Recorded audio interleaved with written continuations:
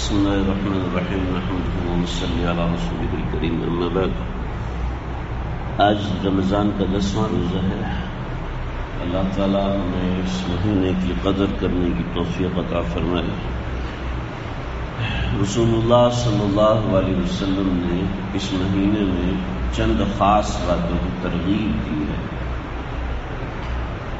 آج 10واں روزہ ہے۔ ایک چھوٹی سی بات یہ ہے کہ ہم رحمت کا عشرہ ختم ہو رہا ہے۔ اس میں دیکھیں کہ میری عبادات میں، میرے ان معاملات میں جس کی نبی کریم صلی اللہ علیہ وسلم نے ترغیب فرمائی ہے، اس کے اوپر کتنا عمل رہا۔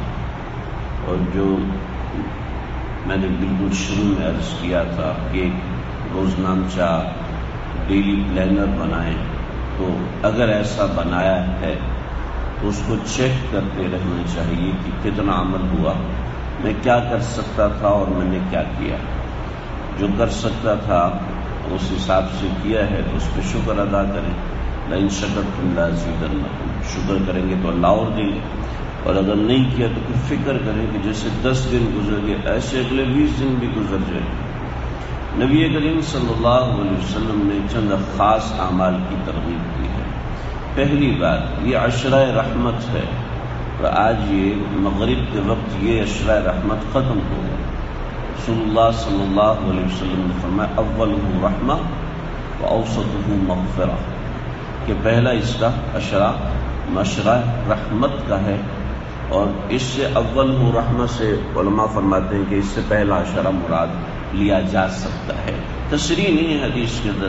بہت سے لوگ ایسے کہتے ہیں جی وہ حدیث ضعیف ہے، تو بھئی جو علماء کا کام ہے وہ علماء کو کرنا چاہیے، ہر ایک کو اس میں خود سے نہیں سوچنا چاہیے کہ یہ کیا معاملہ ہے، علماء پہ اعتماد کرنا چاہیے۔ تو پہلا عشرہ رحمت کا ہے جو کہ آج مکمل ہو رہا ہے، اور یہ عشرہ رحمت، اس میں اللہ رب العزت کی خاص طور پر رحمت مانگی جانی چاہیے۔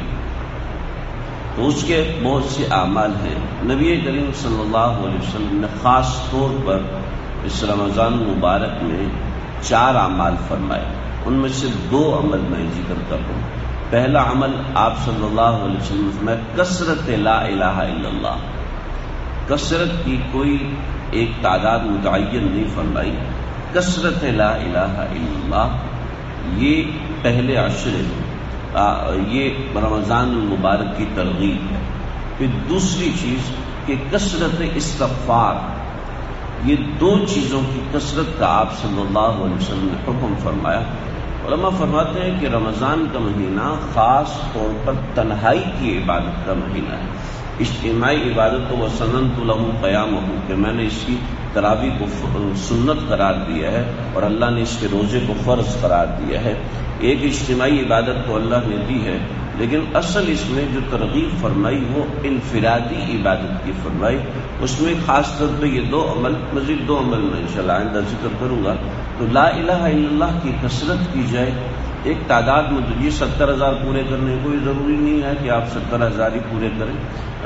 اور استغفار، جناب نبی کریم صلی اللہ علیہ وسلم ایک مجلس میں 70 مرتبہ استغفار فرمایا کرتے تھے۔ اور استغفار اتنا محبوب ہے اللہ کو کہ جب فتح مکہ ہو چکا، حج ہو چکا، اور حجۃ الوداع کا موقع ہے، اس وقت اللہ رب العزت سورت نازل فرما رہے ہیں، نبی کریم صلی اللہ علیہ وسلم سے بیدار مغز زندگی کسی کی ہو نہیں سکتی، اور ممکن نہیں ہے کہ اس سے زیادہ کامیاب زندگی کسی کی ہو۔ اور ان کی زندگی تو کیا کہیے، ان کے صحابہ کی زندگی کا ایک دن، اور ہم کروڑوں علماء، خربوں فقہا، خربوں صلحاء، متقی پرہیزگار مجدد ملت آ جائیں تو صحابی کا ایک دن نہیں ہو سکتا۔ نبی کریم صلی اللہ علیہ وسلم کو فرما رہے اذا جاء نصر اللہ والفتح ورأيت الناس يدخلون في دين الله افواجا فسبح بحمد ربك، اپنے رب کی حمد تسبیح بیان کیا کرو، واستغفر، اور تسبیح کے اندر خاص طور پہ استغفار کیا کرو۔ نبی کریم صلی اللہ علیہ وسلم کو جب استغفار کا حکم ہو رہا ہے، پھر ہم لوگوں کے لیے یہ ترغیب ہے۔ آپ صلی اللہ علیہ وسلم تو معصوم ہیں، ہمارا عقیدہ ہے، تو استغفار کی کثرت ہو جی، اور اس کا میں نے طریقہ کا ذکر کیا ہے کہ اپنے پاس ایک تعداد متعین ہو کہ جی میں نے اتنا استغفار کرنا ہے، اور اس کے لیے ایک موٹیویشن یہ ہوتی ہے کہ انسان کے ہاتھ میں تسبیح ہو یا کاؤنٹر ہو، پتہ ہو کہ میں نے آج 1000 مرتبے کرنا ہے، میں نے آج 500 مرتبے کرنا ہے، میں نے آج 300 مرتبے کرنا ہے، میں نے کیا ہے یا نہیں کیا، وہ ایک ریمائنڈر ہوتا ہے، انسان کو یاد دہانی کرانے کے لیے ہوتا ہے۔ یہ ذہن میں رکھیں کہ اس مہینے کے اندر اللہ فرض کو 70 گنا ثواب میں بڑھا دیتے ہیں اور نفل کو فرضوں کے برابر کر دیتے ہیں۔ یعنی ایک عمل کو علماء فرماتے ہیں ایک عمل کو اللہ 70 گنا بڑھا کے اپنے پاس لکھتے ہیں، یعنی کوئی چھوٹا سا عمل بھی کرے تو وہ 70 گنا بڑھے گا، چاہیے کہ ہم اپنا بڑا عمل کریں تو اس کے لیے ایک ترتیب بنائیں جی۔ اگر آپ اسٹیشن پہ جائیں اور اسٹیشن والے سے کہیں ہاں جی بھائی مجھے نا ایک اچھی سی ٹرین کا ٹکٹ دے دو، اور ایئرپورٹ جائیں جی مجھے کوئی اچھی سی ایئر لائن ہے اس کا ٹکٹ دے دو، اور میرے پاس پیسے بہت ہیں جیب میں بھرے ہوئے ہیں، یہ بہت ہیں پیسے، آپ کوئی فرسٹ کلاس کا ٹکٹ دو، کہ جی آپ کو جانا کہاں ہے یہ نہیں پتا، کوئی بھی اچھی سی جگہ ہو تو وہاں چلا جاؤں گا، نہیں جی آپ کو اچھی سی جگہ جانے کے لیے آپ کا پاسپورٹ صحیح ہوگا، آپ نے جانا کہاں ہے، وہاں رہنا کیسے ہے، یہ تو آپ پہلے سے طے کریں۔ تو بالکل ایسا ہی ہمارے ساتھ بھی ہے، رمضان کا مہینہ پلیٹ فارم آ گیا، ہم اس پہ کھڑے ہوئے ہیں، ہمیں پتہ نہیں کہ ہم نے کرنا کیا ہے، کتنے پارے پڑھنے ہیں، کتنی تلاوت کرنی ہے، کتنی تسبیح کرنی ہے، بس ہم بھی اسی مسافر کی طرح ہیں جیسے اس مسافر کو سب لوگ کہتے ہیں کہ یہ تو بالکل بیوقوف انسان ہے۔ تو اسی طریقے سے ہم بھی کوئی منزل متعین کیے بغیر، کوئی منزل طے کیے بغیر کہ مجھے یہ کرنا ہے، اس رمضان میں یہ بننا ہے، تو پھر عشرہ رحمت بھی آ گیا، مغفرت بھی آ گیا، اور آگے جہنم سے آزادی کا عشرہ بھی آ گیا۔ تو ایسا ہوتا ہے کہ رمضان کے آخر میں انسان کو گلٹی فیل ہو رہا ہوتا ہے، ریگریٹ ہو رہا ہوتا ہے، پھر کہیں ادھر تلاش کرتا ہے۔ یہ وہ لوگ ہیں جن کو فکر ہوتی ہے، جو مسجدوں میں آنے جانے والے ہوتے ہیں، اللہ والوں کے پاس بیٹھنے والے ہوتے ہیں، تو جن کو فکر نہیں ہوتی ان کی تو بات ہی نہیں۔ تو جن کو منزل طے کرنی ہے تو اپنا ایک رخ متعین کریں، اور یہ 2 عمل جو میں نے ذکر کیے، یہ میں نہیں کہہ رہا، نبی کریم صلی اللہ علیہ وسلم فرمایا کثرت لا الہ الا اللہ اور کثرت استغفار، اور چند ایک چیزیں اور بھی آپ صلی اللہ علیہ وسلم نے فرمایا، میں روزانہ کی بنیاد پر 1-2 چیزیں انشاءاللہ ذکر کروں گا جو خاص طور پہ مطلوب ہیں۔ بھئی اس مہینے میں کوئی اپنی ترتیب رکھے، اس ترتیب کو مینج کرتے رہیں، دیکھتے رہیں کہ مجھے کیسے آگے بڑھنا ہے، میں بڑھ رہا ہوں یا نہیں بڑھ رہا، اگر نہیں بڑھ رہے کوئی ایسا مسئلہ ہے تو کسی اللہ والے سے، کسی رہنما سے، یا کسی اچھے دوست سے، کسی نیک ساتھی سے پوچھے کہ دیکھو میں اتنا بڑا ہوں اور مجھے کتنا بڑھنا چاہیے، تو انسان کو سمجھ میں آتا ہے۔ حضرت تھانوی رحمۃ اللہ علیہ سے کسی نے کہا حضرت جب ہمیں پتہ ہے کہ ہم نے یہ کرنا ہے تو مجھے کسی سے پوچھنے کی کیا ضرورت ہے، اور میں پوچھنا بہت ضروری ہے۔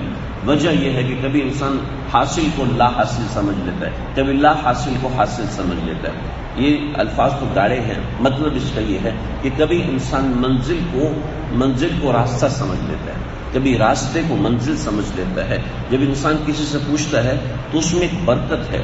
اللہ کے نبی کی عقل جتنی صحابہ کی عقل ممکن نہیں، پاسبل نہیں ہے، وہ معصوم ہے، یہ غیر معصوم، وہ رسول ہے، یہ غیر رسول ہے، ممکن ہی نہیں۔ لیکن اللہ کے نبی کو حکم دیا شاورہم فی الامر، ان لوگوں سے مشورہ کیا کرو۔ اور یہ اگر آپ آیت اٹھا کے دیکھیں گے وشاورہم فی الامر، یہ آپ آیت اٹھا کے دیکھیں گے تو اس سے پیچھے جو صحابہ نے مشورہ دیا تھا وہ غلط مشورہ تھا۔ غلط مشورے کے بعد جوشیلا مشورہ تھا، جوشیلا مشورہ حضرت حمزہ نے دیا، وہ بھی شہید ہو گئے۔ ایسے اور یعنی کہ جوشیلا مشورہ تھا جس کی وجہ سے شدید نقصان ہوا، پھر اللہ کو فرمایا وشاورہم فی الامر، حالانکہ پیچھے غلط مشورہ ہے، یہاں پہ فرمایا کہ مشورہ کرو۔ تو یہ بڑا ضروری چیز ہوتی ہے کہ انسان دین کی رہنمائی لے، دینی ٹیچر بنائے کسی کو، ان سے سمجھے کہ مجھے کیسے آگے بڑھنا۔ اللہ سمجھنے کے توفیق عطا فرمائے گا۔ بسم اللہ الرحمن الرحیم۔